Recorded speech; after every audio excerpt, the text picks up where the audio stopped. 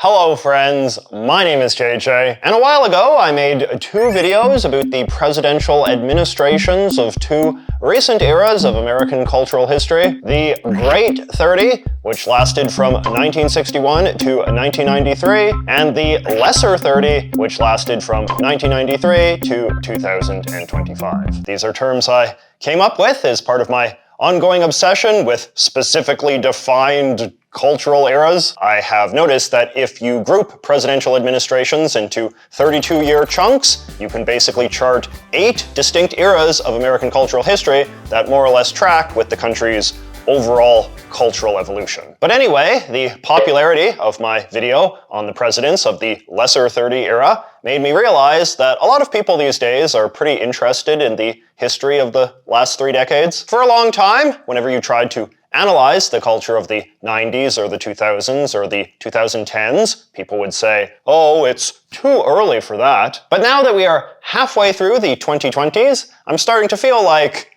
no, it's not. I think most people would say that the era of the early 60s to the early 90s represented a pretty revolutionary period of American culture. It was an era in which the government was run by World War II veterans, the economy was shaped by technological innovations unleashed by the war, and society was reformed by a flurry of new egalitarian movements. The era from the 90s until now, by contrast, has been just as long, but not quite so revolutionary. It's been an era of rule by the boomer generation and comparatively subtler economic and social reforms. But that is not to say that nothing has happened. Subtle cultural changes are still changes, and if you guys are down, I think it could be interesting to do a couple of videos looking at some of the various cultural aspects of America's Lesser 30 era. Starting with food. But before we get into that, just a quick word from today's video sponsor, Incogni. Hello friends. So if you are anything like me, you're too busy to do much of anything beyond work on your YouTube videos and walk for like 4 hours a day. Okay, maybe you're not exactly like me, but I'm sure you've got a lot going on as well. The point is, even though I'm sure that you are well aware that a lot of your personal information is floating around unsupervised on the internet, doing anything about it probably feels like a bigger chore than it's worth. You're like, well, I'm sure if somebody looks hard enough, they could probably find my passwords and financial information, but I would just rather not think of any of that. Well, luckily, good old Incogni is here to do the thinking for us. And not just the thinking, but the doing as well. For you see, Incogni is an app that sends form letters to data brokerage firms and politely, yet firmly, asks them to delete whatever info they have on you. And these firms, which specialize in the collection and selling of personal data, are legally obligated to comply. The app is straightforward and easy to use. You just set it and forget it, as they say. Check it out. So far, they've filed 94 data deletion requests on my behalf, 84 of which have been completed. To manually do all of that back and forth emailing on my end would have taken 63 hours, apparently. Wow. Thanks, Incogni. So unless you have 63 spare hours lying around, why not let Incogni help you the way it's helped me? Just head over to incogni.com and use the promo code JJMCC for an incredible 60% off an annual plan. Incogni, take control of your digital life today. So, to understand American food culture in the Lesser 30 era, we first need some understanding of what came before. The era of the late Industrial Revolution saw a great deal of American food start to be mass-produced in factories for the first time. This then accelerated in the aftermath of World War II, when factory production of everything became more ubiquitous in order to meet the needs of a growing population of middle-class families with aggressive appetites. Both of these highly transformative cultural eras saw Americans excited to consume foods that were affordable, convenient, and modern, whether it was things like mass-produced cookies and candies and sodas in the Victorian era, or fast food burgers, microwavable dinners, and delivery pizza in the era of the Great 30. By the time the 90s rolled around, however, Americans had started to take the cost, modernity, and convenience of their food for granted, and instead placed greater emphasis on their food's characteristics. And what do I mean by characteristics? Well, let's start by talking about flavor. The technology to flavor mass-produced foods with natural and especially artificial flavors kicked off in the late 1890s, but was initially limited to the sorts of flavors people of that time were familiar with, like chocolate and vanilla and mint and cinnamon, and some basic fruits like oranges and cherries that America had started producing in large quantities around that time. My award-winning video on candy flavors is all about this. During the Great 30 era, after World War II, several popular new flavors entered the American cultural canon, reflecting various changes to American civilization that had occurred during that time. Barbecue sauce flavored things, for instance, became popular as barbecuing grew in popularity, while American political dominion over places like Hawaii and Latin America had seen fruits like bananas, coconuts, and pineapple get more mainstream. Similar things happened during our subsequent Lesser 30 era that made other natural flavors more familiar and desired. For example, in 2018, the New York Times published a great story documenting the dramatic rise of tropical fruits into the United States in recent decades. They summarized the phenomenon this way: growth in American incomes spurred greater demand for fresh produce year-round. Immigrants brought tastes for the foods of their homelands, and in some cases, like avocados and mangoes, these tastes have become mainstream. Foreign growers took advantage of lower labor costs. International trade agreements reduced tariffs and other obstacles to imports, while many American farmers facing regulatory hurdles at home have responded by shifting production abroad, mainly to Mexico. The result of all of this has been an American public that's developed a powerful appetite for fruits, fruit juices, and fruit flavors that would have been considered obscure and intimidating in earlier eras. To grow up in the 90s, 2000s, or 2010s, by contrast, was to think nothing of guzzling down a strawberry kiwi Snapple at 7-Eleven, or a guava and white tea lemonade at Starbucks, or grabbing an acai bowl at the mall, or preparing some avocado toast in your apartment instead of making your mortgage payment. Another big variable was that chemical flavoring technology became super sophisticated during the Lesser 30. In 2009, The New Yorker published a fascinating piece about flavor science, describing how scientific advancements since the 90s, including the mapping of the human genome, have given chemists the ability to engineer astonishingly precise flavors never previously dreamed possible. From Earl Grey lavender London fog ice cream, to glazed cranberry lemon cake protein bars, to pumpkin spice everything, a legacy of Starbucks' revolutionary pumpkin spice flavored latte, which debuted in 2003. We now even have flavors that transcend things in the natural world altogether, like Purple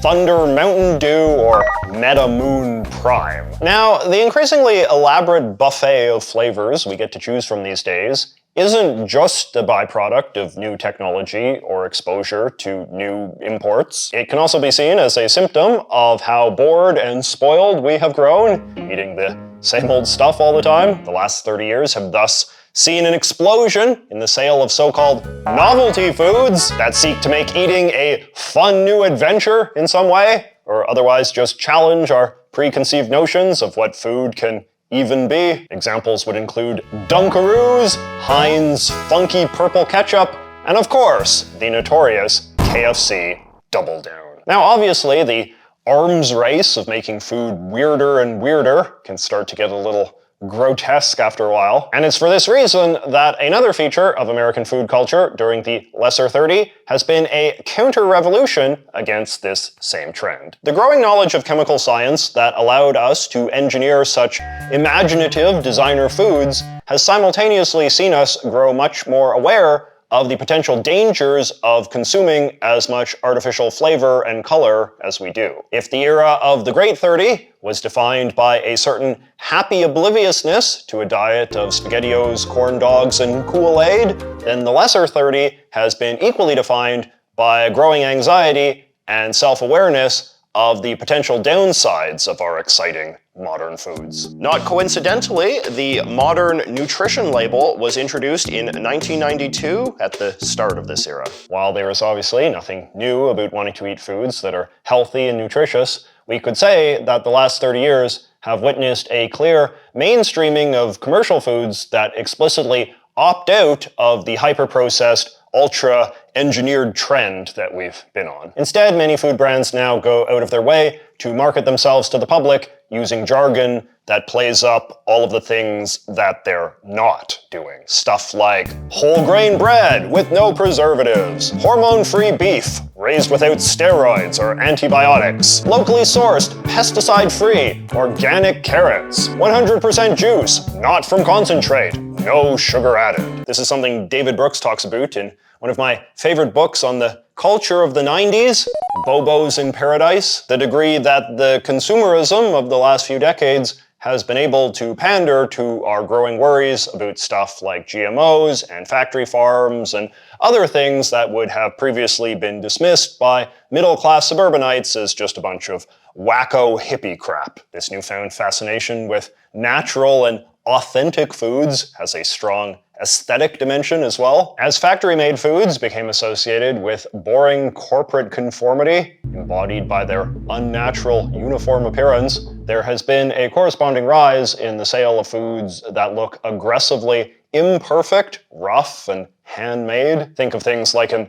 artisanal sandwich made from thick slices of an uneven loaf of sourdough, rustic pizza cooked in a stone oven, or grocery stores like Whole Foods or Trader Joe's that have reinvented themselves in recent years as wholesome post-corporate places where you can go to buy nice, natural, authentic foods for your family. Like I said, a lot of this stuff has a pretense of being health conscious, with customers generally assuming that anything that looks like it was made in a kitchen is better for you than something that was made on a conveyor belt. But this isn't always the case. I mean, I've seen bakeries selling artisanal, made-from-scratch Pop-Tarts, and certainly the rise in cozy, independent coffee houses hasn't correlated with coffee getting any better for you. A lot of our fascination with food that looks a certain way just seems to be part of a larger cultural trend towards things that feel more sincere, personal, and warm, reflecting the increasing apathy that a lot of us have towards stuff that is too aggressively corporate or